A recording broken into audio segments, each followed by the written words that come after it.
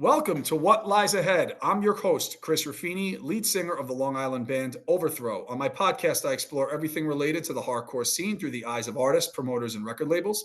As always, please like or subscribe on all social media platforms. Today on the podcast, I'm joined by Carlos the Jakal, the lead vocalist of the South Florida hardcore band On Our Own. They formed in 2001, signed with Perfect Victim Records to release their debut album, Now and Forever. The band is a raw, heavy sound with honest lyrics, high energy, and moshy parts. We'll talk about the formation of the band and what's potentially in store for the future. Carlos, thanks for coming on, man. How's it going? It's going great. Thanks for having me, Chris. Of course, of course. And before we get started, I want to thank Pete for connecting us, Hope and Rage, and Pete Protagonist for connecting us and having you on here. And I'm psyched to have you on, man. Like your band that talking almost 20 years ago now, give or take, when that album came out, maybe a little 19. Kills. Great album, On Our Own, from South Florida. Pete speaks very highly of it. He was talking about a couple of songs that was like the anthem for that seat for your scene back then, which is kind of cool. So really excited to have you on, talk the band, talk your writing process, and maybe what's to come in the future for you guys. Sounds good. Yeah. Shout out to Pete, Protagonist. Great friend to the band and great friend personally. Awesome guy. Yeah, good dude.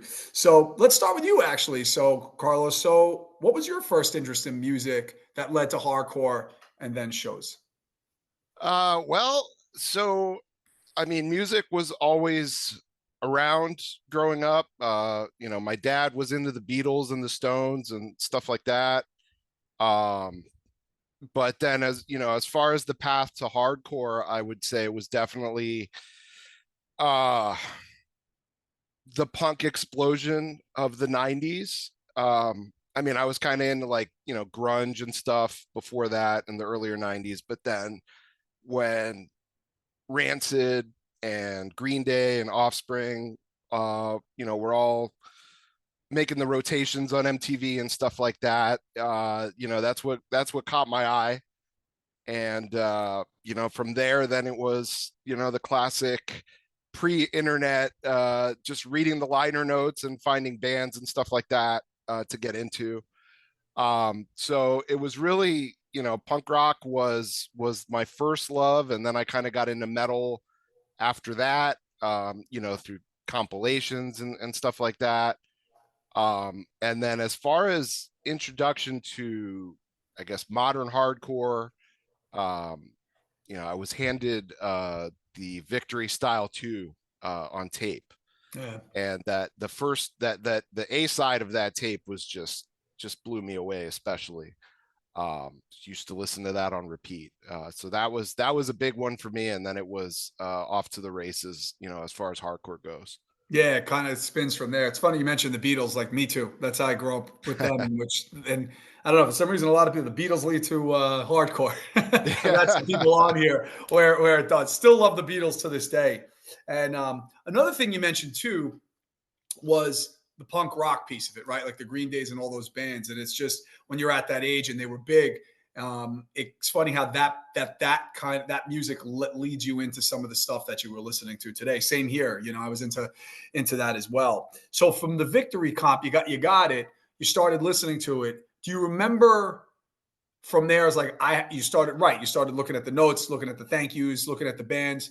Remember from there, it's like, okay, I got to get more involved within the scene, and then started getting into more of maybe local bands around the area for you. And then you started attending shows. Yeah, that was definitely part of it too. It's hard to pinpoint a specific thing, because we're talking 30 years back. But I used to see, like, there was a great record store around here that was a really big deal to me in my formative years. It was called Uncle Sam's, and it was vinyl, CDs, all the whole nine yards. But people used to leave flyers there, and so punk rock, hardcore, and I would just, anything that looked cool, anything that had a cool band logo, some a hard name, like anything like that. Oh, like, this sounds like this could be something, I'd be into. And I would just collect the flyers. I wasn't even going to shows yet, but I'd start picking these up, and then what little information I could get here and there, reading zines, stuff like that. Mm. And then being in high school, word of mouth was still the way you found out about things too back then. And I kind of hung out with the skaters and the punks, and everybody listened to a lot of different things. So I really kind of got in touch with the local scene through friends in school and stuff like that who were already going to hardcore shows. Mhm. And that was sort of the exposure when I finally stepped out and started going to more hardcore shows than punk shows. How old were you roughly at that point? 15 probably. Yeah, maybe okay. maybe 16. Do you remember your first hardcore show? Did you end up there? Was it something you decided to go to? Or sometimes a lot of people end up going to a hardcore show on accident. It just happens sometimes. Do you remember the first show you went to and where? uh I can say off the top of my head the first hardcore band that I saw, and that was Mhm. H2O. Oh, And they were they were on tour with the Misfits and Marky Ramone and the Intruders. Um, that was, I think, the second tour that Graves did for American Psycho. And and I saw H2O and I was like, these dudes are different. They dress different, like the sound is different. It's not, and people weren't really, it was just different, you know what I mean? And so that was really eye-opening for me. First actual hardcore show, I want to say it was a Morning Again show. okay. um I don't remember who else was on it, but it was definitely, it left an impact on me for sure. and Right. and from there on it was just Every anytime I weekend. could get to, yeah, exactly. Right. Every weekend. So when did the idea start to to to join a band or start a band? Was On Our Own your first band, or did you dabble with some other stuff? Did you maybe play an instrument? Well, yeah, I used to play drums. I was in marching band in the I was did percussion in the marching band for like 3 years, but I never actually played drums for a band. I On Our Own was not my first band. I was actually in a ska band Oh, cool. called Taxi in around '96. And we played a few shows, recorded a demo, nothing crazy. But then I didn't do anything for a long time. That was early high school. And then I was in college already when I started On Our Own, or actually didn't start On Our Own. And the way that came about, they were actually, the band had already formed uh, under the name Counterattack. Hmm. And they already had two other vocalists when they asked me to come in. And at first it was like, hey, just come hang out. Like, two of my closest friends, Chris and Joe, were already, the vocalists on this thing. And it was just, hey, come to practice. And then, hey, why don't you, you know, throw a line down on this song? And one thing led to another. And they said, oh, let's do the three singer deal. Hmm. So we did that, and we recorded a demo as Counterattack. And then we were contacted by there was an Oi band at the time that already had some releases under that name. So they were pretty cool about it, but they reached out to us. They found out we existed. Um, they let us know, hey, we're using the name, so we had to go back. Um, I can't remember. I think we actually did play like a few shows as Counterattack before we rebranded. Okay. And then yeah, and then that's how, really, I like to think of it. On Our Own kind of was sort of after Joe left the band, and then it was like we did the two singer thing for a while with Chris. And then that's really when the rebranding kind of happened, I think, after Joe had already left, and we did the two singer thing for a while, and then eventually it was just me. So did you the first because you had the demo that came out, I think it was '03, right? Was that the case as well? You had was it just you at that point or both singers?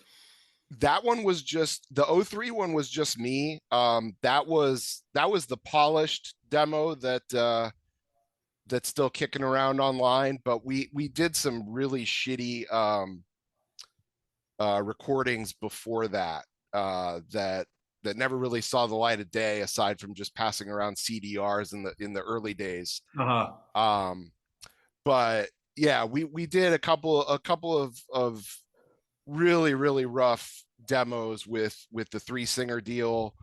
But then by the '03, by the time '03 rolled around, it was just me. Okay. So in '03, you had the demo and then you had the EP that came out a couple years later, then obviously the album, which we'll get to.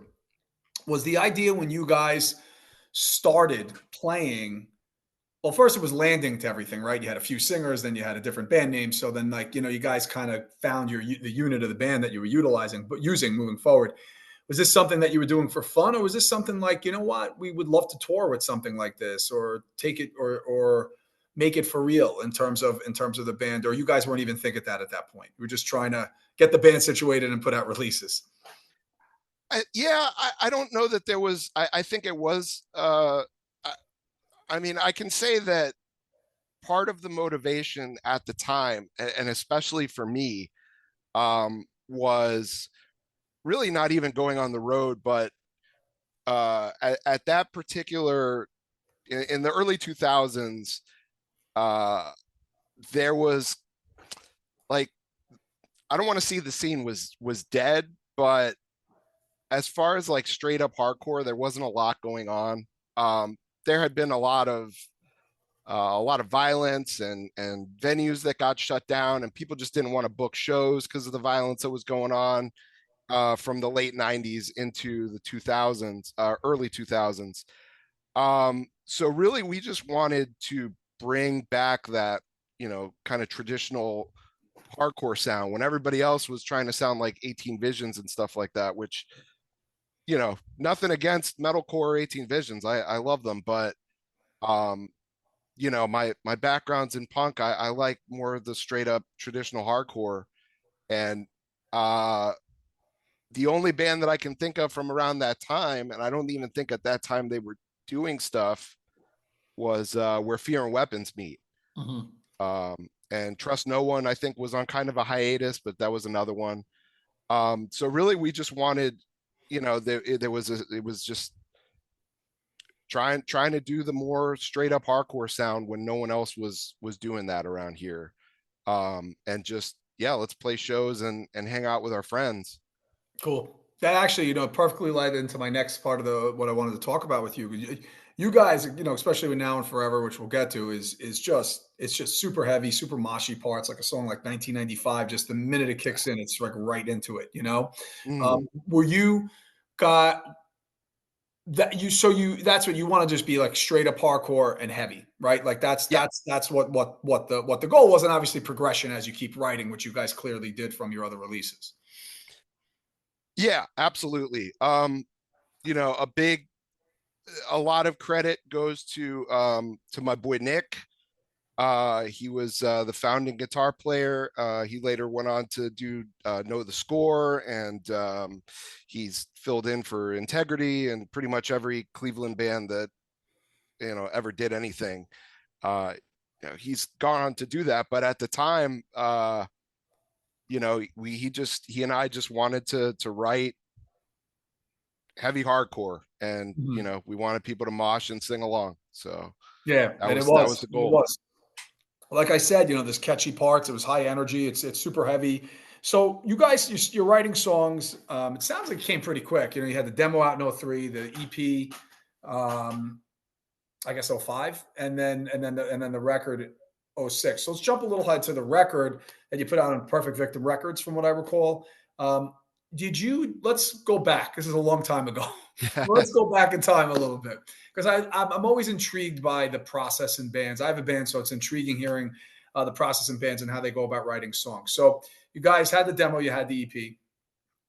When the album came about, did you And know you were signing with them? and did you say let's write for the album, or did you guys have kind of songs going and then they came along and then you kind of added to it? Oh, that's a great question. We had some. We had some of the original demo tracks from, like I said, that shitty demo from like '01 or '02. Mhm. So we had some of that written, and we had a few songs that I think we had been playing live, but we hadn't recorded yet.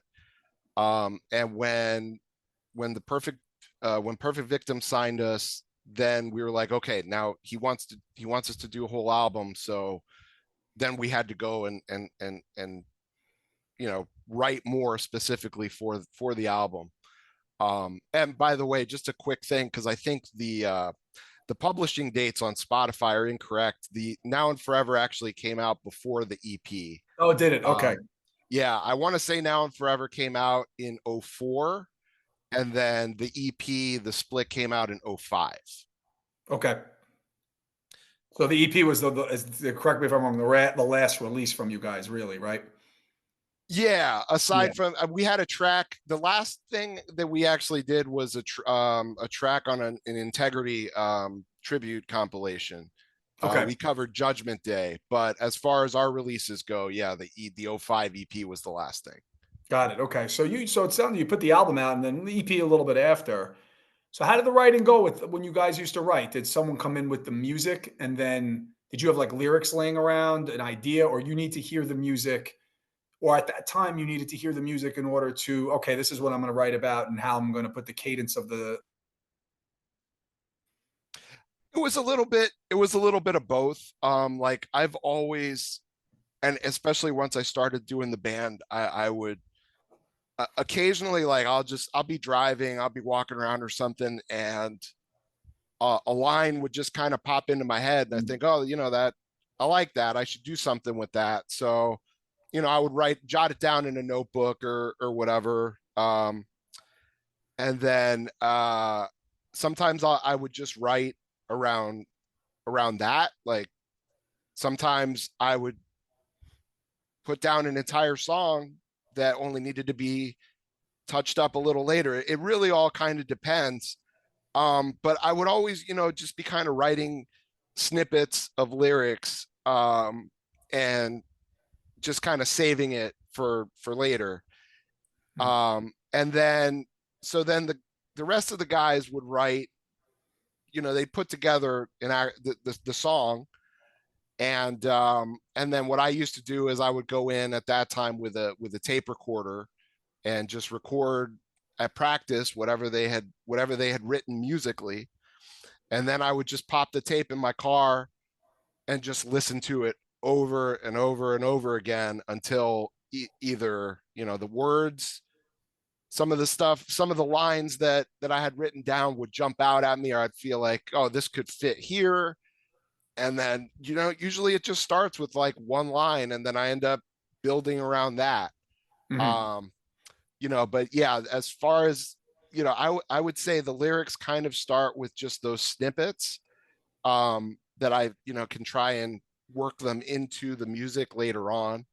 And then, as far as the music went, the guys would do their thing, and then I'd come in and add the lyrics later on.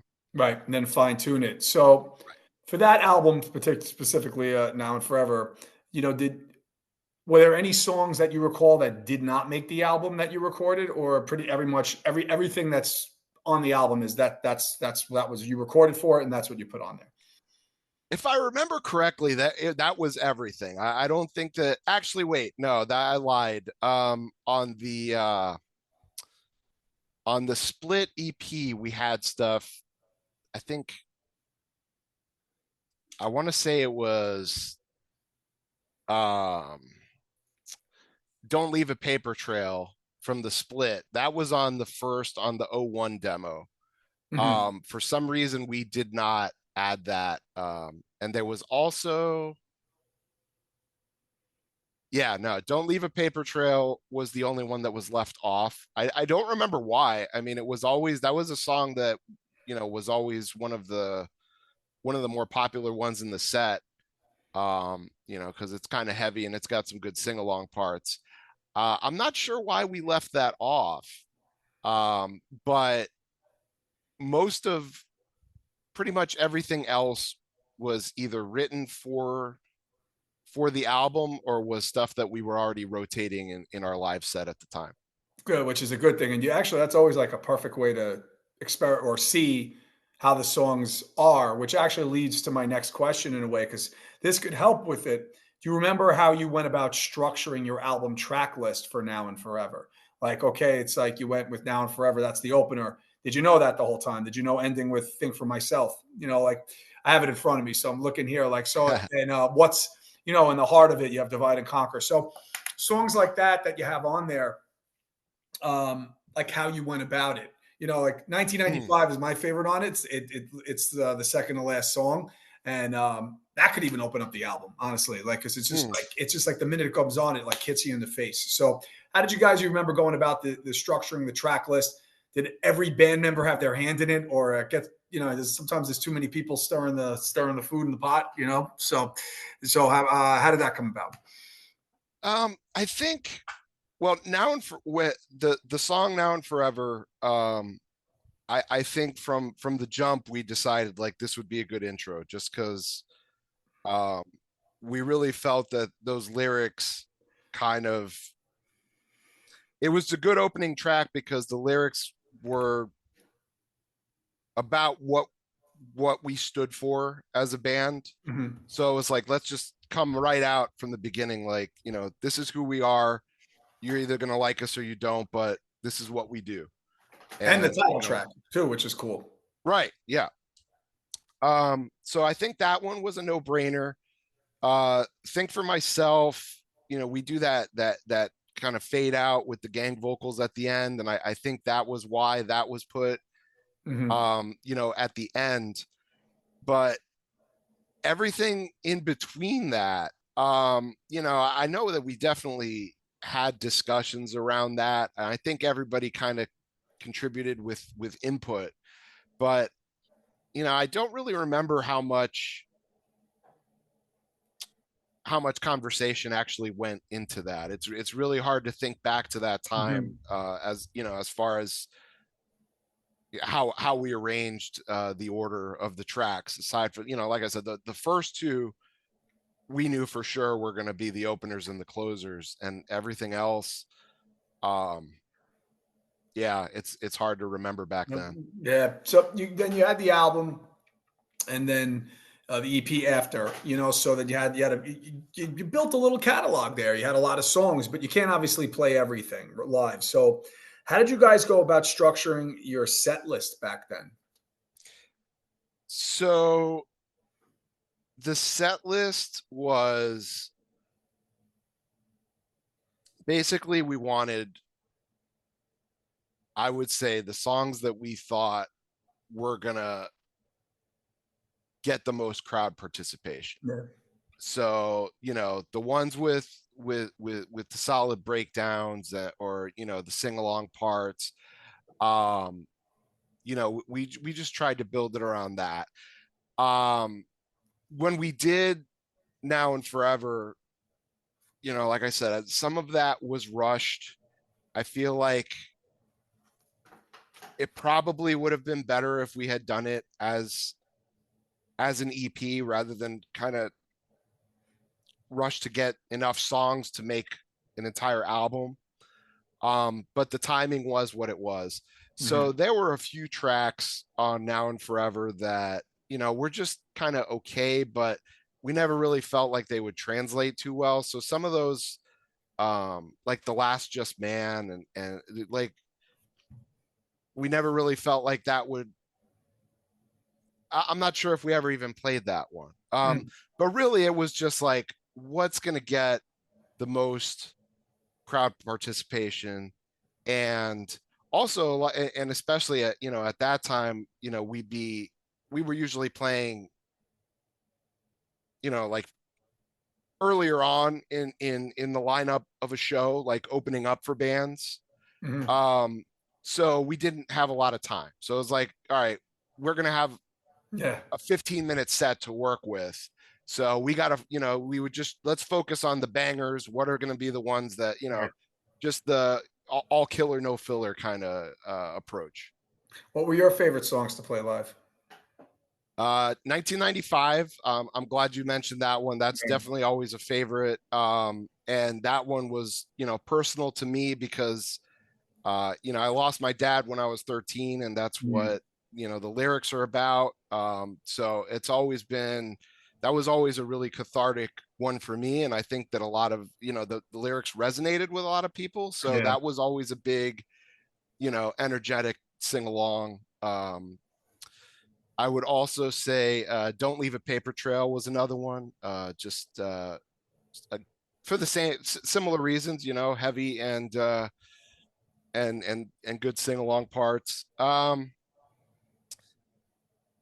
Aside from those two, those are definitely the biggest ones. Trying to remember if there was any others. Absolute Contempt. That's a crowd favorite. That's another one that I've always been really, that's one of my favorite songs that I've written lyrically. Mhm. So it's always been fun to play live too. Cool. Yeah. So, because Pete sent me some videos of you guys, and you guys did some wild shows, especially like your last. I mean, he played some reunion shows, but I think like as an active band, your last show he sent me, which was it was good. It was super super wild. Like what was with the sing-alongs and all that kind of stuff. Um, with this, you guys just got everything up on Spotify, Apple Music, everything. So like, if anyone wants to hear it, they can go and listen to Now and Forever and your EP.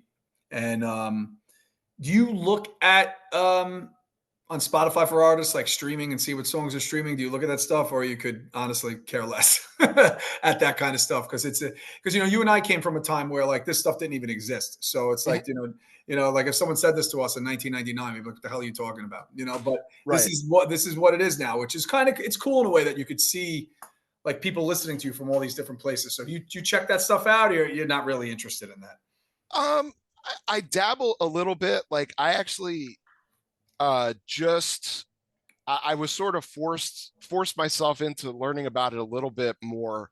It used to, I was actually a little bit anti Spotify for a long time, and I finally caved in fairly recently and Mhm. subscribed just because of the convenience. Um, but I only just recently added like so Now and Forever had been on Spotify for as long as Spotify was around. Mm. I think that went up through whatever distribution Perfect Victim was using. Um, and so people from time to time over the years would ask me about putting up the EP. Pete Protagonist was hounded me for years about this. Mm. And he was the first person I texted when I finally got the EP uploaded to Spotify. I said, you finally harassed me enough to get this done. So I do occasionally take a look at the listeners and stuff like that. Um, it's for me, it's just it's a part of my past that I'm it was the best time of my life and but do I, now it's not something that I very often think about aside from, like I said, just taking over the artist page, which, I had to figure out how to do that. So occasionally, I do pop in, but not, I don't really concern myself with it too much As as much as far as on our yeah. own. Yeah, could you ever think back? So, how far at the time when you guys were playing? How far did you guys go in terms of tour or weekends and stuff like that that you recall?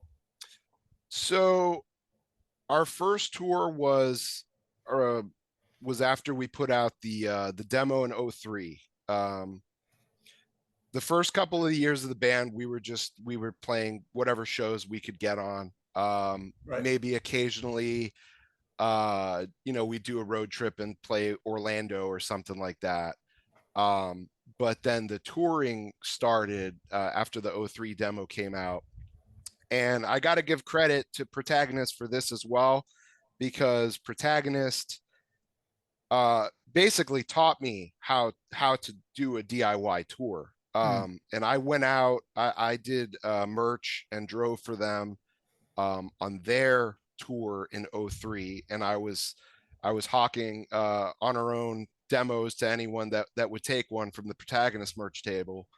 And then we went out a little bit after that. That first tour we went wasn't the best routing, but you take what you can get, right? So Right. we actually drove from Fort Lauderdale straight through to Erie, Pennsylvania.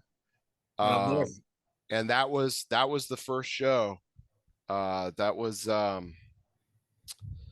want to say Die Young played that. Someone just recently showed me the flyer for that. I hadn't seen it in 25 years, but yeah, I'm pretty sure that was with Die Young. And then we did a couple of other shows in the Northeast, and then we drove back down to Florida, and we dropped off. Jeffy from Protagonist was filling in for us on that portion of the tour because Nick had been in Afghanistan with the National Guard. So he got back while we were in the Northeast. So we drove down, swapped members. Jeffy left, Nick hopped in the van, and then we headed west. And we went all the way out to California on that tour. We had shows with Ringworm, which was amazing. I think we played like 4 or 5 shows that, it kind of worked out that we weren't touring with Ringworm, but we got thrown on a lot of the same shows of their tour. It was Ringworm and Punishment. Which was, it was pretty awesome. Yeah, it's great. And we that was the 03 tour. And then 04 we had the album out, and we toured again after that. We did a full US tour with Down to Nothing and Kids Like Us, out to the West Coast and back.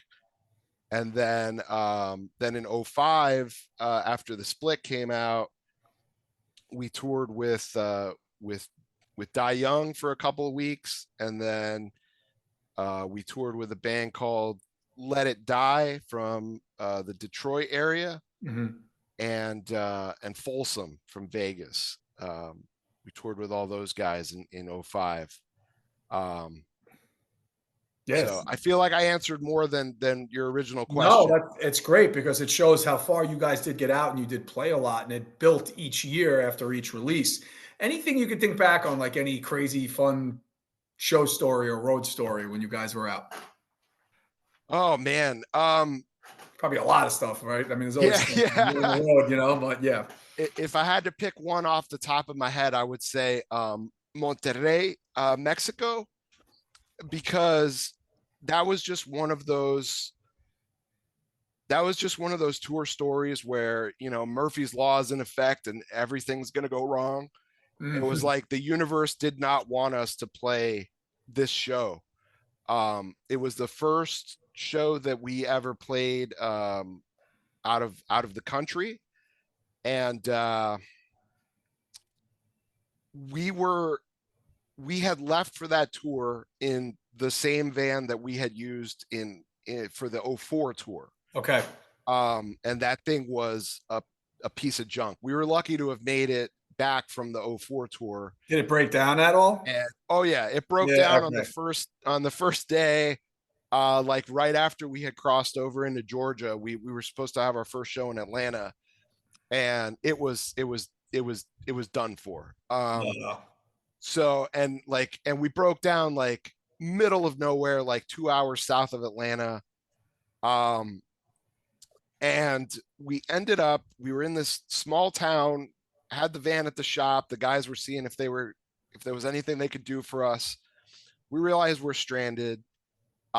We ended up just walking around like, people, we probably looked like aliens to these, small town people, but people noticed us and, were asking us questions about, why we were there and stuff like that. And so when these guys found out that, we were in a band and our van had broken down and we were stuck, they said, "Oh, you should go down to the church down the street and talk to Pastor Larry, because I think he's selling his church's van.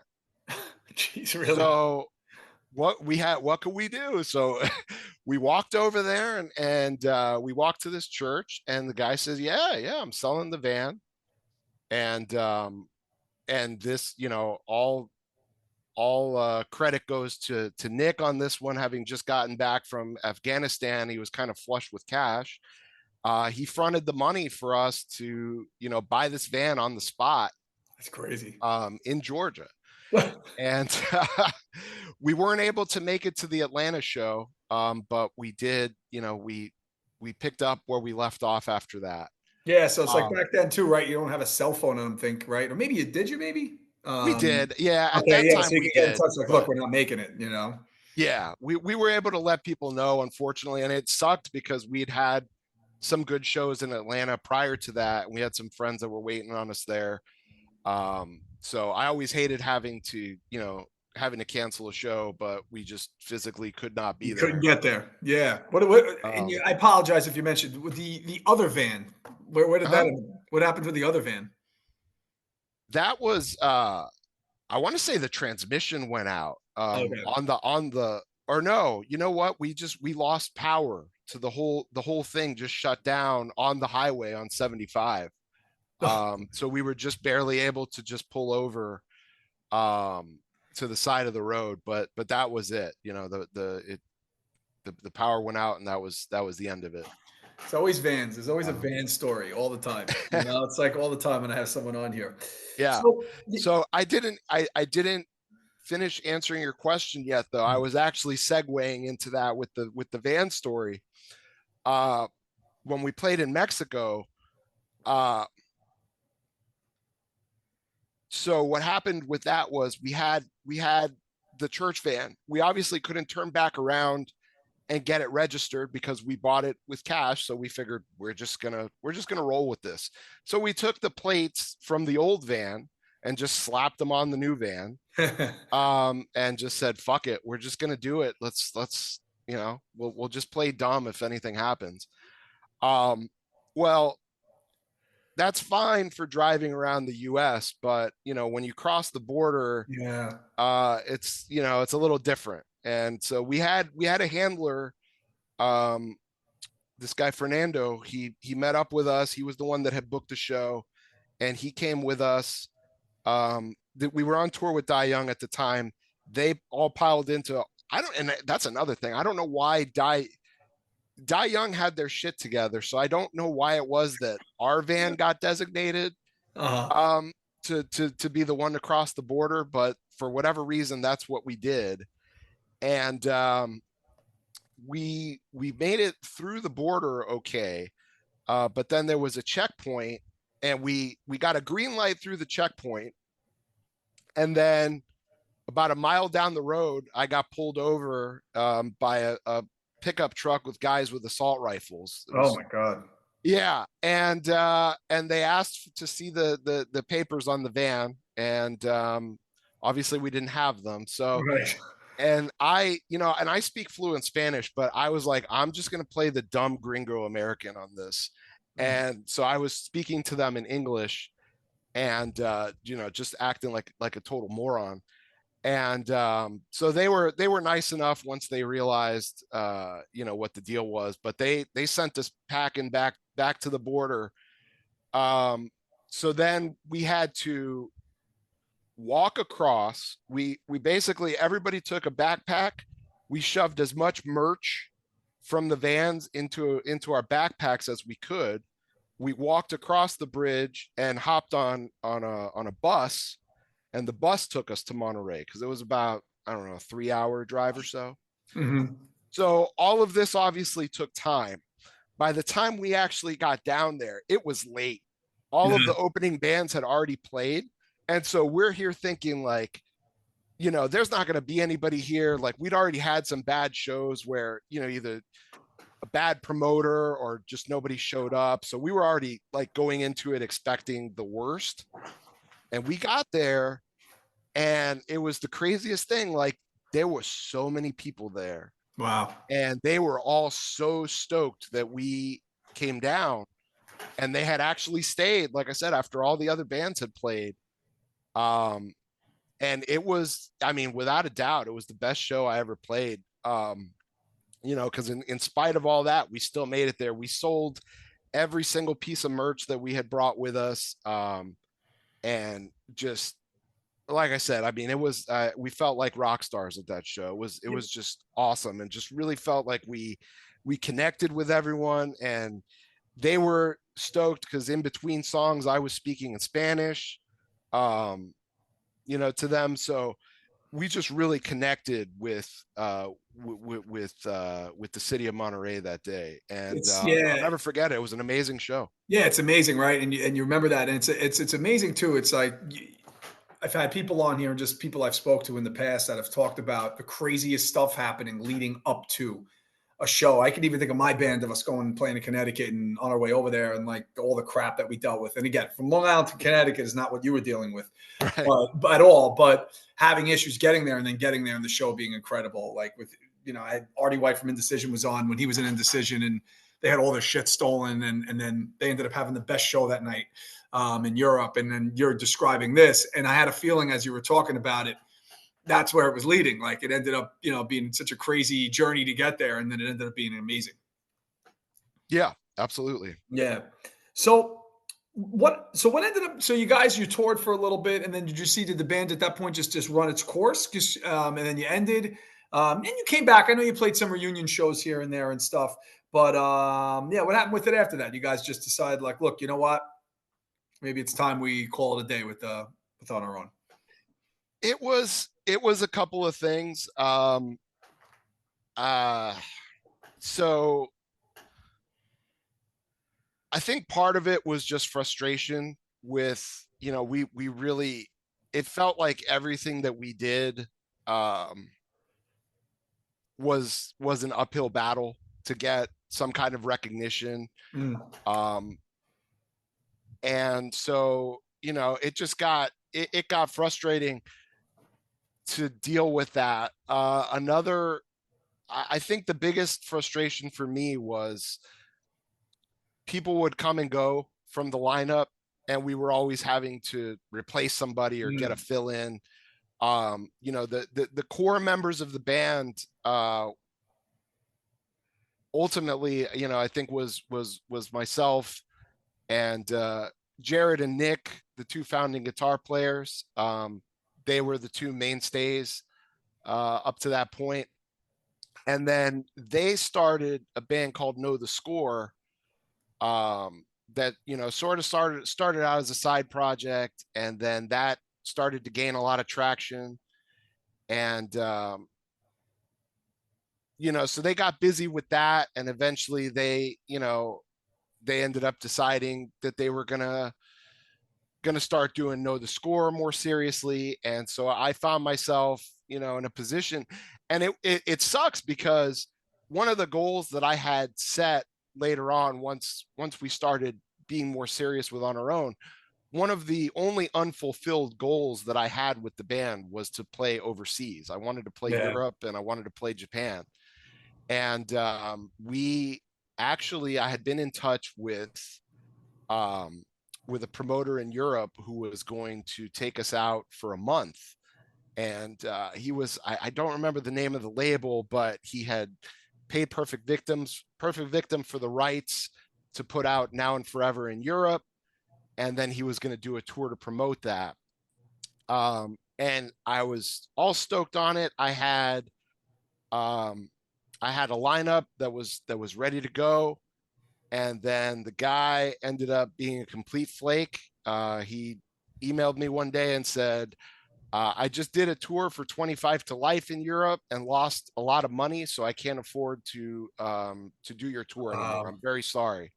And that was the end of that. And I said, you know what? That just took the wind out of my sails. And that was sort of the last straw with the band. I said, I just don't, what am I doing anymore? I was kind of ready to, start working a more steady job or something. Like, just tired of doing the whole grind and not really feeling like it was going to pay off. So unfortunately, that was the thing that just that was really what ended it for me, where I said, I don't want to do this anymore. Yeah, and that was it. But you did come back and play some reunion shows, right? We did. Yeah. Yeah. That '06 show we thought was going to be our last one. I moved to Chicago for a few years. And then while I was in Chicago, occasionally people would, it was, I think once or twice while I was living in Chicago, I flew down because we were asked to play a show. Some of our best shows actually were in that post breakup sort of reunion period. Like we got to open for Sheer Terror and Slapshot, a couple different shows, which was pretty cool because those were real big influences on me.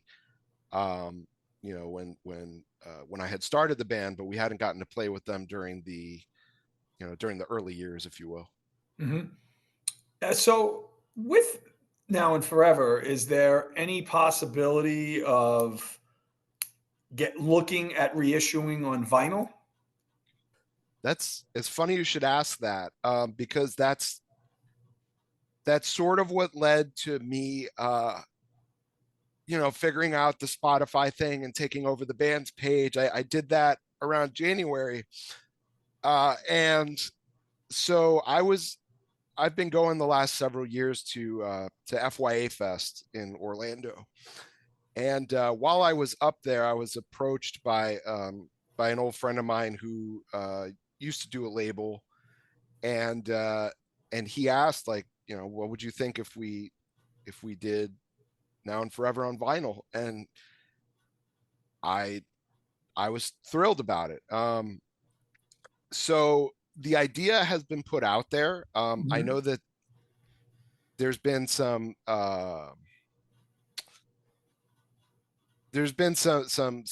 issues that have slowed down the progress with that, but it has been discussed. There's two labels that are actually talking about collaborating to put it out. If we do it, it's just going to be a small run. But I would love that, because that was actually another unfulfilled goal that I had. Was, I'm a record nerd, so I always wanted to be, to have something on vinyl. Right. And we never got a chance to do that. So hopefully, I'd really like to do this reissue, and I'm thinking that we'll probably do it. We'll probably throw the split tracks on there too, and make it more like a discography kind of thing. Cool. Awesome. Now, would you guys play? One thing has to happen here. Would you, for this to happen, would you, do you have any, are there any shows possibly, or would you play a show along with it, like to coincide with its release? Oh yeah, absolutely. Yeah, Jared and I have talked about that already, and we definitely would play a show around that. I don't think that we would do much more than maybe just a couple of release shows, but we definitely would do that. He and I are actually working on another project currently, so it wouldn't be that difficult to to get something together for this. And yeah, I'd love to do it, because my kids are, I have 3 kids in high school that have never seen me play, so Cool. that would be awesome for them to see me do that. Yeah. So you mentioned another project. What is that? You have another band? Yeah, I've got another band going, with guys that have been in On Our Own before. It's called Bleak Existence. And it's hard, it's hardcore, kind of metallic hardcore, I guess I would call it. We're going to be, I'm sorry? You're singing, right? Yeah. Yeah. Okay. So what's the plan with Bleak Existence? So right now we've got a handful of songs. We're just working on tightening those up, and going to be recording a demo soon, and then hopefully some shows. We're all in our 40s, so I don't think we'll be doing too much touring. It's for fun, right? Absolutely. Yeah. But yeah, definitely plan on recording and playing whatever shows we can get. Awesome. That'd be great. Maybe double up. Let's see if you could do it, right? If On Our Own comes back, plays, you play with Bleak Existence too. Do 2 shows in one day. Yeah, that would be awesome. That'd be pretty cool. Awesome, man. So I have what I have now is a bunch of questions, and like I mentioned before we got on here, There's really no semblance of order of them. It's just a bunch of things to ask you some stuff, and then you just answer them from there. If you want to elaborate, you go ahead. Okay. All right. So, Madball, set it off or demonstrating my style. Oh, um, man, I don't. That's like asking me to pick my favorite child. You know what I mean? Like, That's why it's a tough one. Yes. shit. Yeah. I I I, Classics.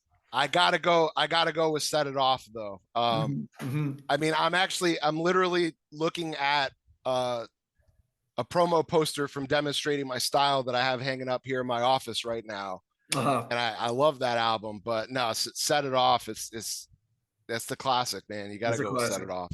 Demonstrating my style has some great ones. I'm with you with Set It Off, but demonstrating my style, like Back of the Bus, is like one of those. I love that song. Yeah, You like Texas is the Reason, right? I do. Yeah, Yeah, me too. Big Texas is the Reason fan. And they're coming around. It's like, by the time your episode comes out, they're coming around. They're not playing New York. I was talking to my friends who booked. They said, it's going to be happening. It's going to be happening. I'm like, well, when? One of the bands, I've never seen them before. They played with Sensefield and Coney Island High. It was an old city venue. I couldn't go because we were playing out of state when they were playing. So it's like, so I just had to throw that in there. I had to kind of go off on the fact that I need to see Texas is the Reason live. But my question for you is, what's one of your favorite songs from them? Because they only really have that, like that one record in that EP. oh man. Crap. What is I want to say Back into the Left, I think is my It's a favorite great song. from Yeah, it's a theirs. great Yeah. song. Yeah, yeah, they're great. So hopefully I get to see them. That's the one thing. If we could, anyone is going to take away from this is I need to see Texas is the Reason live. Dude, you and me both. I'm thinking about going to Furnace Fest just to see them. Just to see them, right? And that's, Yeah. I mean, not super close, but closer than coming up like to Jersey where they're playing. So Yeah. yeah, I think the Jersey shows are sold out. I had looked yeah, into that too. So, as far as the closest and most accessible is going to be Furnace Fest for me. yeah. Well, I dying to see them. So hopefully it's soon. A band or artist you like that may surprise people. Oh,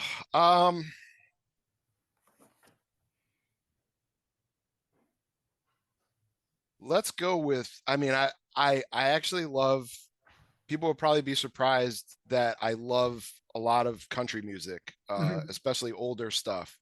So I would go specifically with Willie Nelson. Okay. But I named my son after Willie Nelson. Oh, you did? So Okay. love me some Willie, love me some Highwaymen. But yeah, old country. Garth Brooks would be another one. Oh, okay. That's probably an even bigger surprise. But Garth Brooks is one of the put on. I saw him a few years ago down here, and it's surprisingly one of the best live shows I've ever seen. Cool. Had not expected that, but it was pretty awesome. Your favorite club you used to go to that closed? Ah, I got to go with Club Q. It Mhm. was in my hometown of Davie, Florida. That was where I saw that Morning Again show I was talking about. A lot of those early hardcore shows and local shows for me were there. That really was from the late 90s into the early 2000s. That was our spot, and that was the anything goes spot. That was the violent spot. That was where all the good shows, no barriers. um that was it. Club Q. And Okay. that was our first show we played there in 2001. Cool. Your favorite show as a band? um Favorite show was the one in Mexico that I was telling you about. Yeah. Without a doubt, that was it. What did you listen to last? And not like elevator music or like you walked into Genevieve's. I'm dating myself. You walked into Staples or you walked in, and they got music in the background. Like, what did you put on last that you listened to? Oh man. I think the very last thing, I'm cheating here and just looking at Spotify was the latest Alkaline Trio track. Oh, okay. But as far as hardcore goes, it was probably the Contention. Contention. Okay. A wow band that you got then you played with at a show. You're like, oh man, wow, we got to play with these guys. Oh, so many. I think I mentioned we opened for Sheer Terror. We opened for Mhm. Slapshot. That was, those were we got to play with Agnostic Front and Martyr. Um, that was another one. I'd say probably the craziest one for me, just because of how big of an influence they were, was we played with Integrity in Orlando Uh, one time, and okay. that was a crazy show in every sense of the word. Hmm.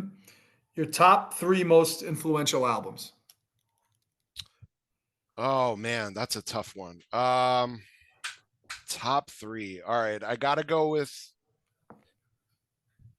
I hate to even give a spot to Age of Quarrel, because I feel like Age of Quarrel is just like the pinnacle, and it should. But I have to count it. I almost want to say that it transcends the top three as like the Bible of heavy hardcore. Yeah, But yeah. um, I would say, let's Age of Quarrel.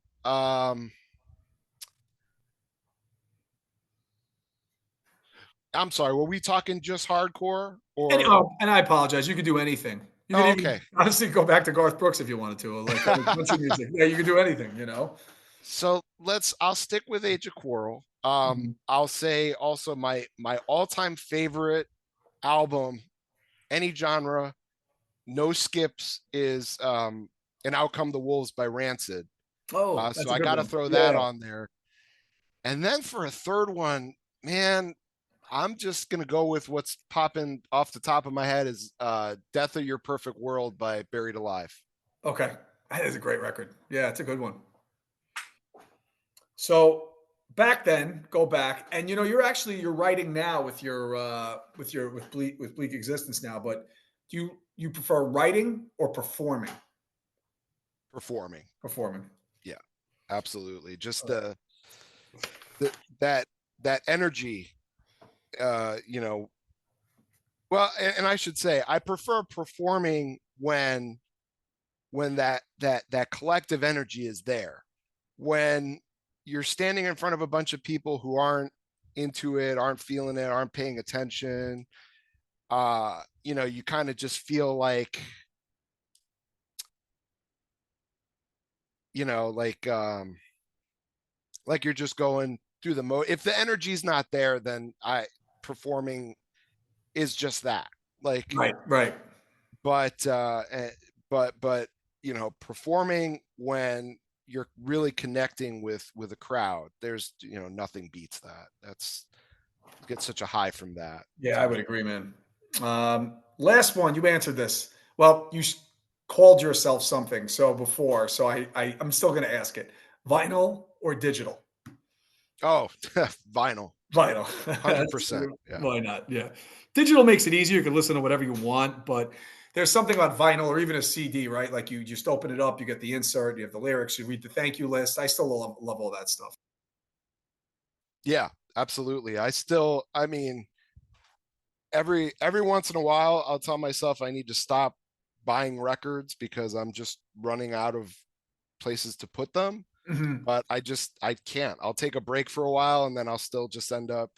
For a while I was just like, I'm just all right, I'm just going to collect stuff from my friends' bands, and that's it. But I'm just not going to buy records anymore. And I always say that, and then I end up buying more records. Right.